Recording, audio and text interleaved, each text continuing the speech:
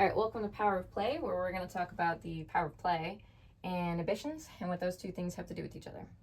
So let's imagine a scenario where you are walking down the sidewalk with your dog. Your dog is just on leash, and there is a squirrel that just races across the sidewalk, and your leash breaks.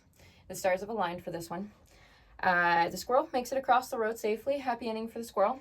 But your dog, if he continues, he's going to pass in front of a car, right? So the perfect recall would look like your dog being able to disengage from that squirrel prey and fly to you instead. So if that's your end goal, then you're probably going to spend a lot of time playing recaller games to grow that perfect life-saving recall, right? So generally speaking, there's two types of games that people play with their dogs. There's the competitive games and the non-competitive games. So competitive games would look like a game of tug of war, where two opponents will battle each other for possession of the toy. Where non-competitive games would be a game like Vito's thinking game. The dog has to solve a challenge to obtain a food reward, which gives them an important life skill at the end. So playing tug intentionally with your dog can be interesting, it can be fun, it can be dynamic, it can lower stress in you both, it can grow drive for this thing that you want to, grow drive for. It can, counter condition XYZ. Like, the benefits are endless. That's why so many trainers of so many different disciplines, you look at police dog trainers, you look at behavior modification trainers, you look at, sports trainers, all these different trainers use tug to train so many different skill sets. So there's so many tools in a trainer's toolkit, and I believe without a shadow of a doubt that the power of play is the most powerful one, hands down. Self-confidence is so critically important to any dog to do anything. Think of a service dog. You have to have self-confidence in the service dog for it to be a service dog. If you want to do dog sports, your dog has to have confidence. If you just want to walk down the street with your dog, like on a family walk, your dog needs the confidence to be able to do that. And tug of war is one of the most efficient ways to build it, and that's one of the reasons why I spend so much time investing in tug games with each and every dog. If you have introduced the art of tug to a dog, then there's nothing that's going to light them up more. So dogs are contra freeloaders. They are wired to want to earn their meals. So once you introduce the option and you show them the joy and what tug game is, then they're likely always going to prefer it over the food, unless we pick on some Labradors. But even then, I'm going to check the handler's understanding of tug first. So we moved our tugs out of the way. So next, we're going to take a look at your ambitions. We're going to make a short little list, and then we're going to make like a short little list of his ambitions. So when I ask students why they want to tug with their dog, I get a handful of common answers. One of them would be, I want him to stop being reactive. So we'll write, stop reacting. Okay. What was that? Oh, I had to write these down to cheat. Hold on. I want him to listen to me.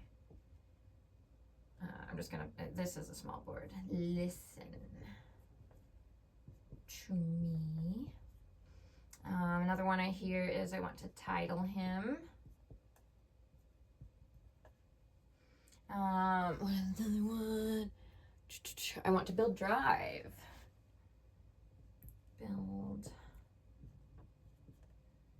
drive.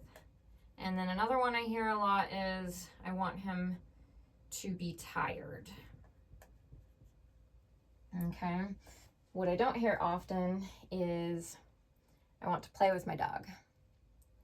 We have an internal mindset when we are working towards goals in our lives that we have to constantly practice being aware of, because that mindset influences how we go about reaching that goal. For example, a common scenario would be if in your mind your internal dialogue is, I only want his obedience to look good. I'll see handlers make a lot of mistakes where they may get a success, present the tug toy and give them that reward, but the second that the dog gets the teeth on the toy, they out the dog and follow it with another obedience cue, right? And then the dog picks up on that, and then the joy of the tug doesn't end up getting that value transfer to obedience, and the tug starts to fall apart and no longer becomes usable as a training tool, right? And so that's all avoidable if you have a different mindset and your mindset shifts to I want to play with my dog, right? Another interesting thing is the brain doesn't really understand the concept of don't. So you may have seen some internet videos on this already. It's starting to kind of gain an awareness, but I forget what the example was when they originally pitched it, but essentially it was something like, what if I told you, don't think of a shoe? Okay. And what kind of shoe did you think of? Did you think of a tennis shoe or Crocs? I'm just wondering what kind of person you are. Anyways, so if we told our dogs, don't pull on the leash, it's kind of a foreign concept, especially with the added challenge of we're communicating that across species. So it would probably be a lot smoother for everybody if we asked our dog, I want you to walk by my side, right? That's a do. That's a do that's incompatible with pulling on leash. And so instead of thinking in don'ts, like stop reacting, that's a stop. That's essentially a don't, it is a don't. So the first thing that we have to do is get rid of the don'ts and turn them into do's. So instead of I want him to don't react, how about we change our ambition to I want to grow his confidence, right? Because confidence is incompatible with insecurity. So instead of I want him to listen to me, I want him to grow focus for me. Instead of I want to title him, let's do I want to grow his skills. And for building drive, I mean, that one we can, it's pretty close. We'll just do grow joy. And then if I want him to be tired, let's go into the mindset instead. Let's approach it from I want to meet his needs. Okay, so now we have a little bit of a different board moving forward.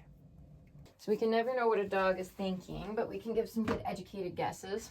So if we were to take your dog out on the field with you and we were to fill out his side, what would his ambitions be? Okay, you wanna grow confidence.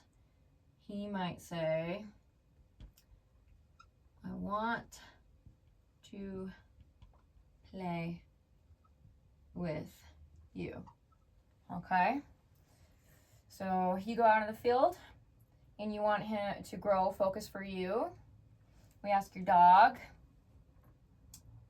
He says he wants to play with you. Okay? Next, you want to grow his skills, to get that title. We ask your dog. He wants to go look at an art museum. Right? Okay. We go and check your side. You want to grow joy. So you want to grow drive, right? He says he wants to play with you. And then down here, you want him to be tired. We change that to meet his needs.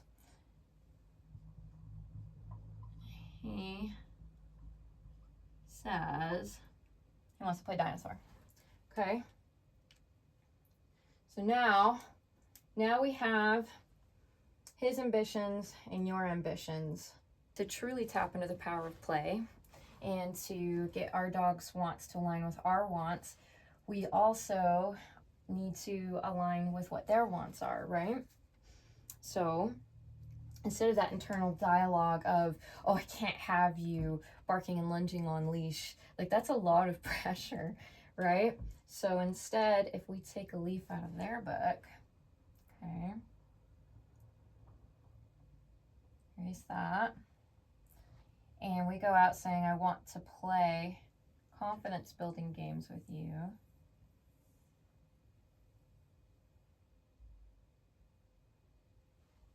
If you truly give this mindset a chance and you genuinely try this with sincerity, for example, if I see somebody working reactivity, and it works with a ring too, or whatever your goals are, whatever your ambitions are, I see, you know, the shoulders come out of the ears, and things that stressed you out before, it starts to get replaced with laughter, and you start to see peace develop on both ends of the leash.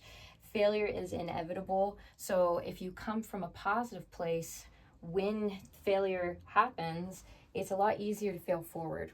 So one of my favorite mentors, Susan Garrett, has one of my favorite quotes. We either win the class or we win the lesson, right? So from that mindset, that's where every game you play is momentum gained, and you and your dog's wants can become aligned.